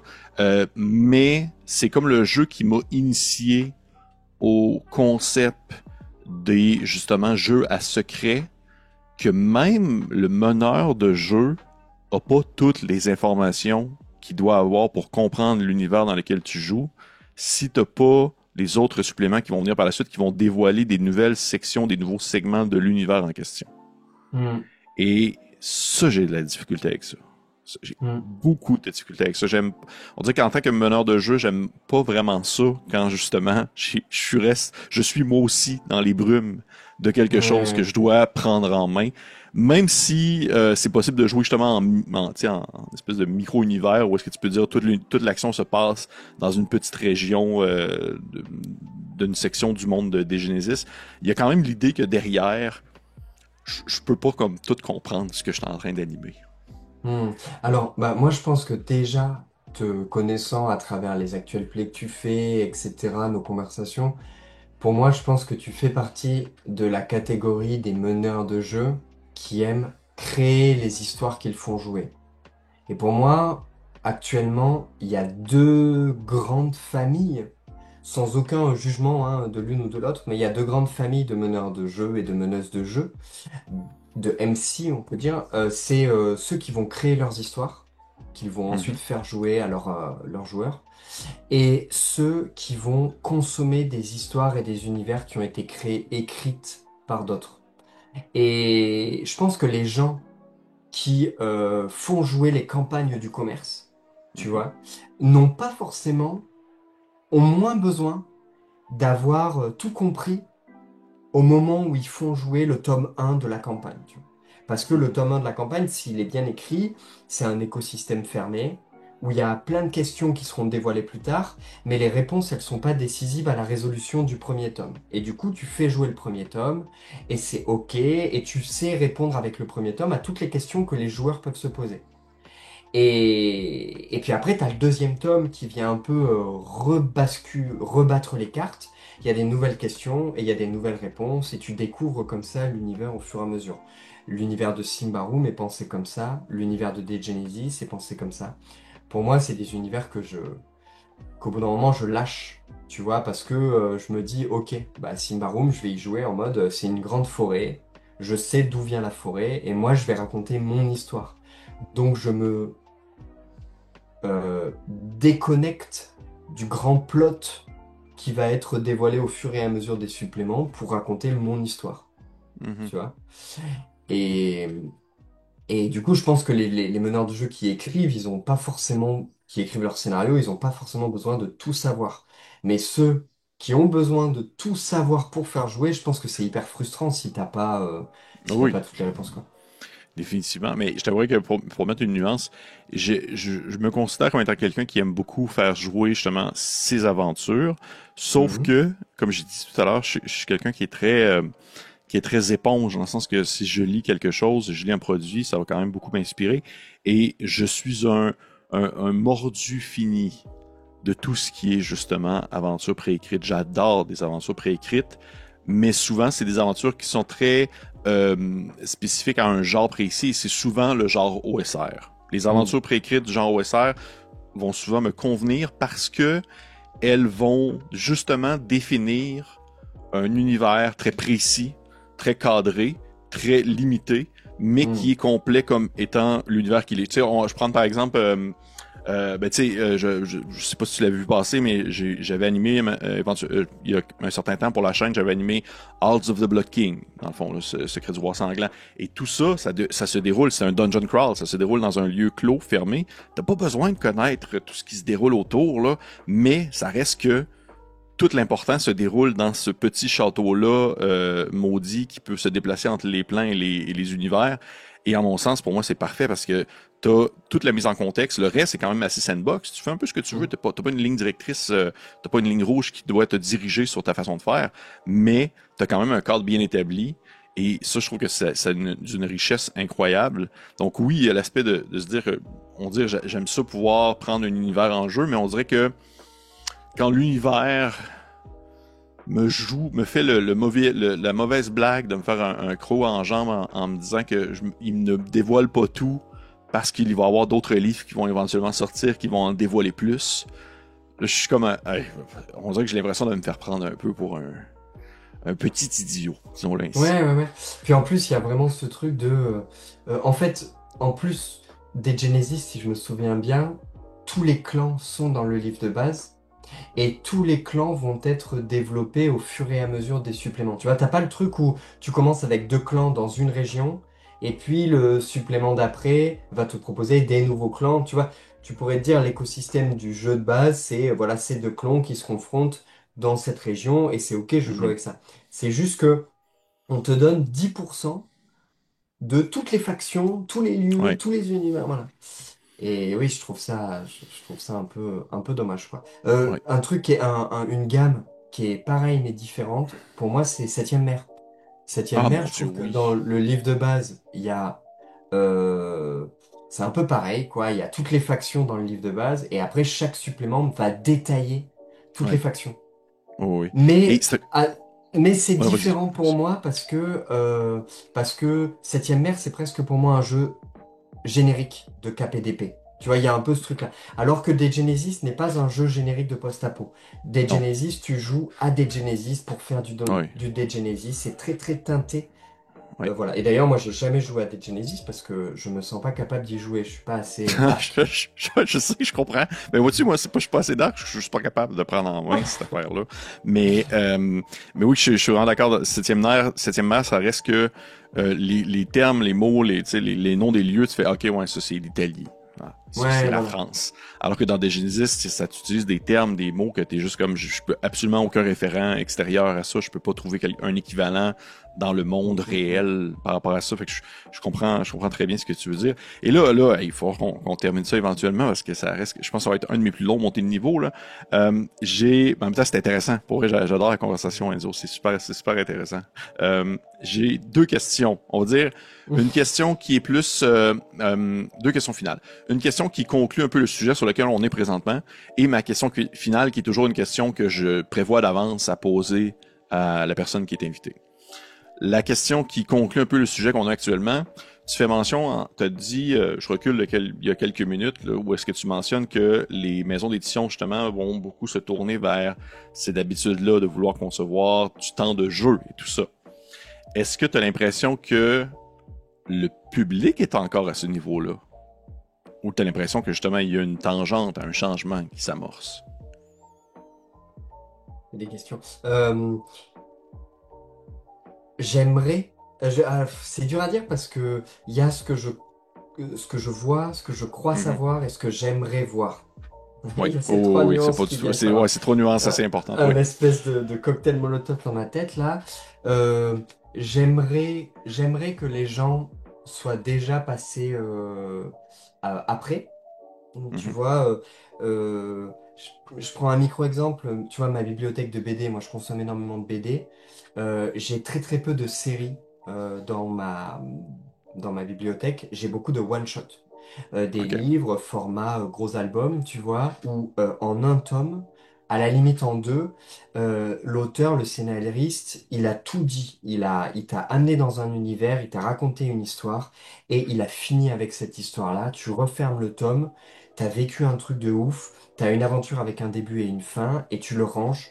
Et quand il y a un pote qui vient chez toi, et tu discutes, tu te mets devant la bibliothèque, et tu lui montres un ouvrage, et tu lui dis, celui-là, ça parle de ça, vas-y, c'est un coup de poing dans ta tête parce que c'est fort, et t'as pas besoin de te coltiner 10 tomes pour avoir la fin, tu vois. Mhm. Pour moi, c'est ça la richesse en termes de films, de romans, toutes les œuvres artistiques qui te racontent des histoires, si on, on te donne une histoire avec un début et une fin en un tome, pour moi, c'est le meilleur truc, tu vois. J'entends des grandes épopées qui ont besoin de 8 tomes pour mettre des personnages en place, etc. Tu vois, Game of Thrones, ça peut être très bien, mais pour moi, il n'y a pas une économie de mots, c'est trop, tu vois. Voilà, ça c'est mon truc. Et du coup, je trouve que le public holistique, il est encore beaucoup dans la consommation, dans j'achète des jeux parce que je craque sur l'esthétique, ou je craque sur le fantasme de peut-être un jour vivre une aventure, et donc je vais l'acheter, je vais le regarder et je vais le mettre dans la bibliothèque. Parce qu'il est trop gros, parce qu'il me demande trop d'investissement de temps pour le mettre en place dans ma table de jeu. Et c'est pas que je désapprouve, mais je déplore ça. Le fait que, voilà, on est trop dans la collectionnite. Et on voit apparaître des jeux qui sont des jeux bibliothèques. Combien de financements sur Game on Tabletop chaque mois où tu te dis, ce jeu-là, c'est un jeu bibliothèque. Les gens l'ont acheté, ils n'y joueront jamais. Et d'ailleurs, on le voit que c'est des jeux après qui sortent très rapidement sur le marché de l'occasion. Parce que les Mhm. gens l'ont acheté, parce qu'ils ont eu l'impulsion, ils l'ont reçu à la maison, ils ont dit, waouh, c'est trop beau, mais j'y jouerai jamais. Ah, il y a un nouveau jeu qui sort. Ah, ben je vais vendre celui-là pour en acheter un autre. Et du coup, je trouve ça dommage. J'aimerais qu'on soit passé à quelque chose de plus mature, euh, et sur tous les aspects, même sur l'aspect alimentation, mais c'est un autre aspect, mais où on achète ce qu'on consomme. Et du coup, tu te dis, ok, j'achète ce jeu parce que je sais que je vais y jouer. Ce qui ne veut pas dire que tu vas acheter un jeu par an. Tu peux en acheter trois ou quatre en te disant, bah, je vais faire jouer trois ou quatre jeux, trois sessions de lui, quatre sessions de lui, parce que c'est bien avec mon mood du moment. Mais le problème, c'est qu'on reçoit des jeux qu'on a baqués un an plus tôt. Et du coup, la personne qu'on est un an après, c'est plus la même personne qu'on était au Ouais. moment où on l'a acheté. Et du coup, on achète un jeu, on le reçoit, on se dit, mais en fait, j'ai plus du tout envie de jouer à ça. C'est le Mhm. prochain jeu qui me fait envie. Tu vois, il y a un peu ce truc-là. Est-ce que tu as l'impression... Ah non, faut que j'arrête, là. J'arrête de partir sur un autre sujet. Mais, OK, je pose quand même la question. Est-ce que tu as l'impression que, à ce niveau-là, justement, le concept du sociofinancement est à double tranchant parce que ça permet à des gens d'encourager quand même on va dire des initiatives qui sont très indépendantes, qui sont menées à bout de bras par des petites équipes qui n'auraient pas pu mener à terme le projet si ce n'était pas le sociofinancement, mais que de notre côté, justement, ça encourage cette espèce de consommation un peu bibliothèque, comme tu dis, là, consommation à juste mettre sur une étagère. Je pense que sans le principe de financement participatif, je serais pas en train de discuter avec toi aujourd'hui. Mhm. Voilà, j'aurais pas sorti Polescar, Voltige, j'aurais pas dédié 4 ans de ma vie au jeu de rôle. Parce que économiquement, c'est le modèle économique le plus rassurant pour des indépendants, pour des petites équipes, comme tu dis, etc. Maintenant, ça encourage un peu une expression que j'aime beaucoup, qui est la foire à la saucisse, c'est-à-dire que chacun y va de son idée. Et du coup, bah, il n'y a pas forcément la place pour tout le monde, mais il y a beaucoup, beaucoup de propositions. Et comme il y a beaucoup de propositions, bah, t'es tenté de toutes les acheter pour trouver celle qui te fera vraiment vibrer. Et donc, ça encourage un peu cet effet collectionnite. Un élément aggravant à ça, c'est l'intelligence artificielle qui aujourd'hui permet de produire du contenu visuel, rédactionnel, beaucoup plus rapidement, sans forcément que ça se voit et sans forcément que ce soit identifié comme étant produit par des intelligences artificielles. Et donc ça vient encore plus accélérer cette surproduction qui encourage le consommateur à consommer et donc à collectionner. Et, tu vois. Mhm. Mhm. Oui, mais écoute, je suis absolument d'accord avec toi. C'est un, c'est ça, un milieu qui, je veux dire, des techniques et des manières de faire, des manières de procéder, que ce soit la conception, je veux dire, pas la conception, mais que ce soit les nouveaux outils qui permettent que ce soit des financements participatifs ou justement l'utilisation de l'intelligence artificielle, c'est comme des méthodes qui évoluent avec le temps et qui apportent leur mal comme leur bien selon Oui, les oui, points de vue et les en avis. fait, c'est conjecturel, tu vois. Aujourd'hui, la suite Adobe, Illustrator, InDesign, Photoshop, c'est Hmm. accessible à tout le monde. Moi, le premier, tu vois, j'ai appris un peu en autodidacte et du coup, ça permet de réaliser des livres. L'impression, elle est beaucoup plus facilitée maintenant d'être mis en contact avec des imprimeurs, etc. C'est de plus en plus facile. Ça permet aux gens de présenter leur idée plus facilement au grand public. Ça veut pas forcément dire que l'idée elle est bonne et ça veut pas forcément dire qu'elle est faite dans les règles de l'art. Pour Mhm. autant, aujourd'hui, il n'y a pas de label qui est mis en place pour sauvegarder les œuvres originales des œuvres qui ne le sont peut-être moins. Et tout ça, c'est conjecturel, tout va très vite.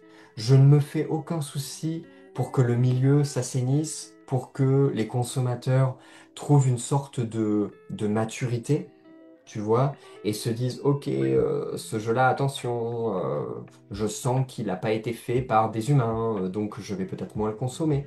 Ou alors je vais le consommer, mais en connaissance de cause, tu vois. Mhm. Voilà, donc je me fais pas trop de soucis sur le fait que le milieu va se réguler dans les prochaines années. OK. Bon, mais pourrais, je l'espère fort bien. Je suis d'accord avec toi, puis c'est ce que je souhaite aussi. Je trouve que c'est un beau mot de la fin. Mais j'ai quand même ma dernière question, si tu me permets. Ça te Ah dérange oui, pas? oui, ah non, non. Ma dernière question qui est en fait justement ma petite question bonus, qui est spécifique à toi, mon cher Enzo. Et en fait, t'as amplement le plaisir de pas vouloir répondre ou de vouloir répondre au strict minimum.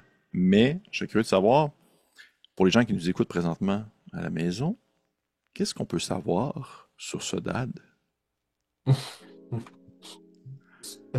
Eh bien, saudade, je commencerai à dire que la saudade, c'est un terme portugais qui n'a pas son équivalent dans la langue française.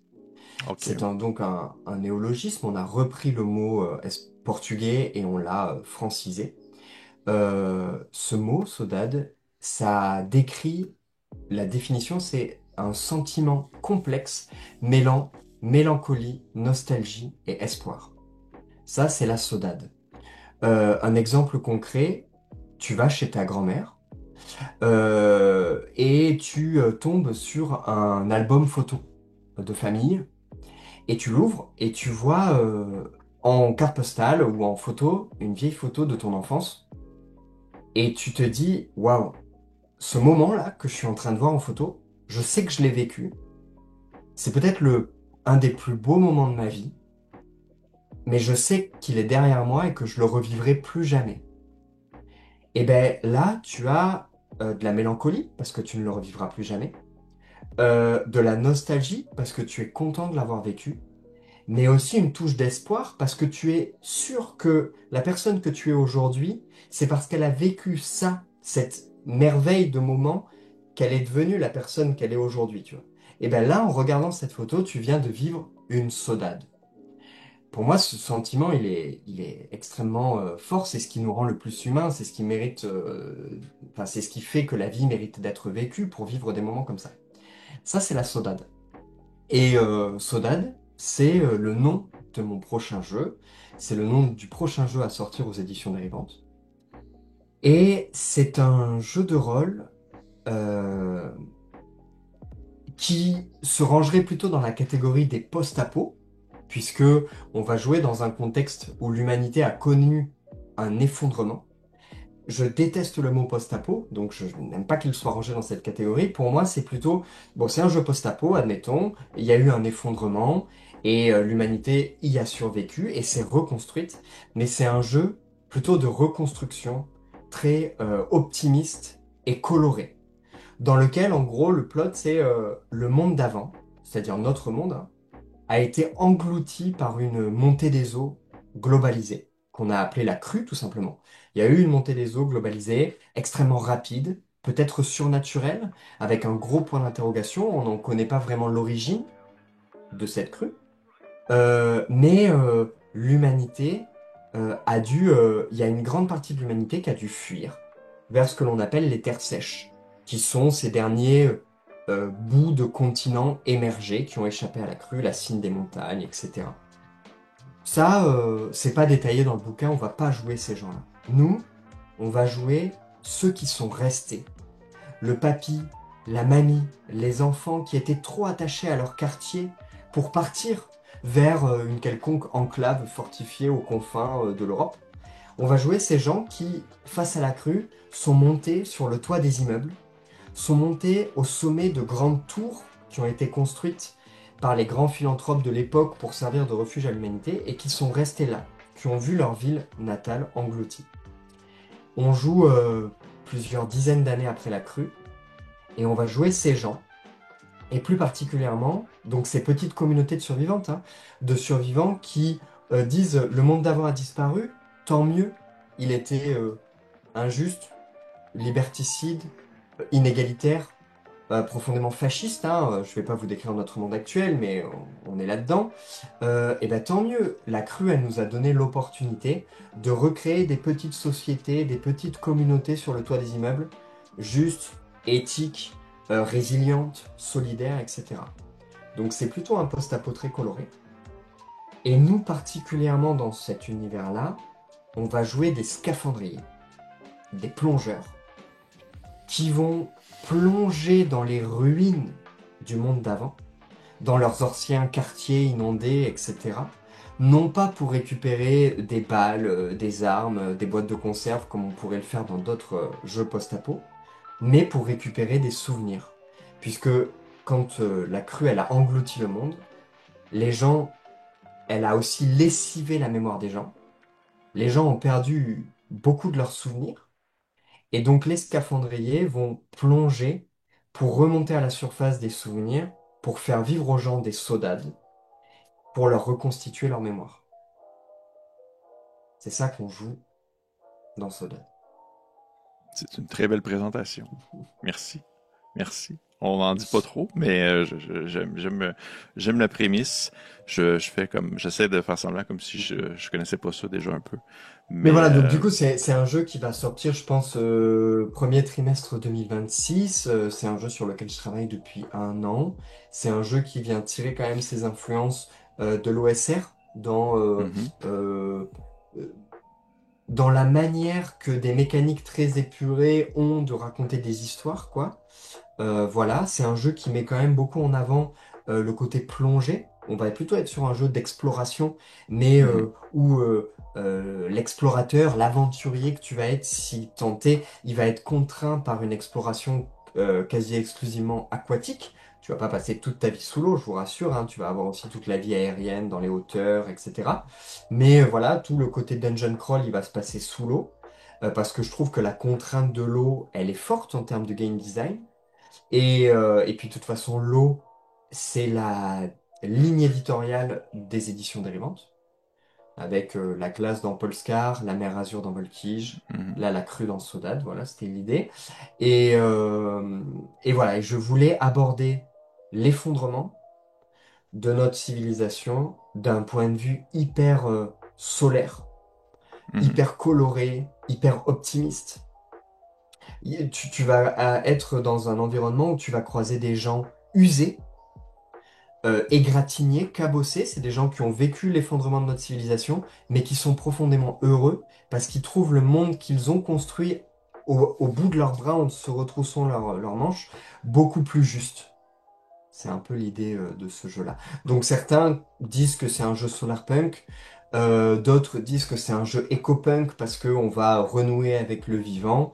Moi, je trouve que c'est un jeu un peu plus low punk. J'aime bien inventer ce mot-là parce que c'est un jeu où on va jouer avec peu. On va recycler beaucoup, on va troquer les choses, on va se dépatouiller avec des technologies qu'on sait réparer, tu vois. Donc il y a un côté low, il y a un côté très low-tech en fait, Mhm. qui moi m'intéresse beaucoup en tant qu'humain et du coup, voilà, c'est l'idée de Sodad.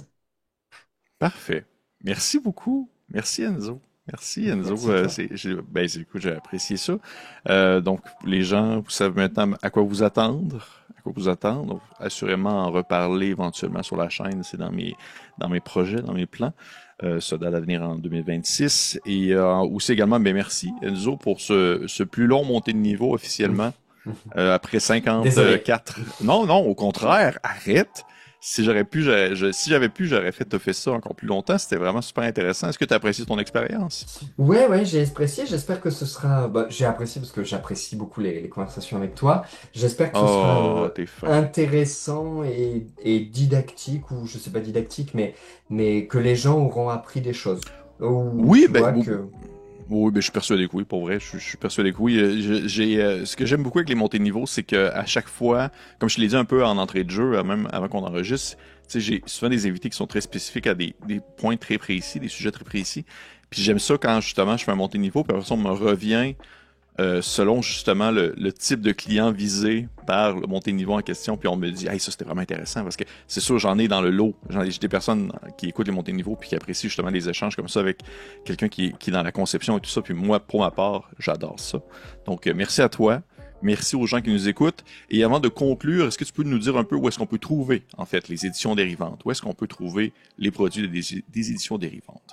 sur www.éditiondérivante.fr. Là, vous avez mon site internet qui présente tous mes jeux et qui propose une boutique en ligne, une boutique physique pour les francophones de terre métropolitaine, on va dire. J'envoie mes jeux en version physique partout en France, Suisse, Luxembourg, Belgique, etc. Et aussi en PDF. Et sinon, donc voilà, donc là vous avez tout. Et vous allez aussi retrouver tous mes jeux en version PDF et tous les gratuits que je peux sortir en contenu additionnel pour mes jeux sur la boutique Itch.io, le itch.io des éditions dérivantes, où là vous allez trouver des choses. Sinon après il y a un Discord, un Facebook et un Instagram. Le Discord c'est vraiment toute la communauté des gens qui ont découvert les jeux des éditions dérivantes et qui en discutent, qui font des points de règles, qui proposent des parties, etc. Et le Instagram et le Facebook, c'est plus pour moi, pour vous faire des news régulières. Mhm. Mais voilà, en gros, Discord et le site internet, c'est un bon moyen de suivre mes projets. Très cool. Est-ce qu'il y a un endroit, pour exemple, justement, tu faisais mention tout à l'heure que les gratuits que tu vas donner, est-ce qu'il y a comme soit pas nécessairement une chaîne de lettres, mais une adresse de référence qu'on peut s'inscrire pour recevoir, par exemple, des news par courriel ou des choses comme ça? Ben pas trop, c'est vrai que ça je le fais pas trop, les newsletters. Souvent en fait quand il y a... déjà tu peux t'abonner, tu sais, sur les chaînes Itch.io, ce qui te Oui, permet oui, d'être oui. au courant quand il y a un nouveau produit qui sort. Et après en fait, en général, dès que je sors quelque chose ou dès que j'ai une news, c'est sur le Discord et je vais relier, je fais je vais, comment dire, le, le retweet, quoi. J'ai perdu le mot, mais voilà, en gros, je vais le dire aussi sur Facebook, sur Instagram, via des petites news. Mais pour moi, mon canal de communication privilégié, c'est Discord, puisque sur Discord, je pose plein de questions aux gens. Ah, et même quel format de livre vous préférez? Est-ce que vous Mhm, voulez un format, voilà, est-ce que vous aimez bien le double colonne? Je montre un peu des illus, je fais des parties de playtest aussi. Donc là vont commencer les playtests de Sodad. Donc voilà, l'idée c'est aussi que le Discord des éditions dérivantes, tous les gens qui ont aimé mes jeux et ma sensibilité, potentiellement la partagent, donc s'y retrouvent pour pouvoir échanger sur ces jeux et sur d'autres jeux, hein, voilà. très cool. Bon, ben, merveilleux. Fait que, ben, tous les liens maintenant à tous les réseaux sociaux, pertinents vont être dans la description de cette vidéo. Donc, si ça vous intéresse, bien sûr, tout va être accessible. Encore une fois, merci beaucoup Enzo pour cet échange très intéressant. Merci aux gens qui nous écoutent. Si ce n'est pas fait, bien entendu, je vous encourage de liker, partager, commenter, laisser un petit pouce vers le haut. Si vous avez des questions pour Enzo, vous pouvez les mettre dans les commentaires. Je suis sûr qu'il va se faire un plaisir d'aller voir les commentaires et tout et de répondre aux potentielles questions. Et pour les autres, on se dit à la prochaine. Au revoir. Salut!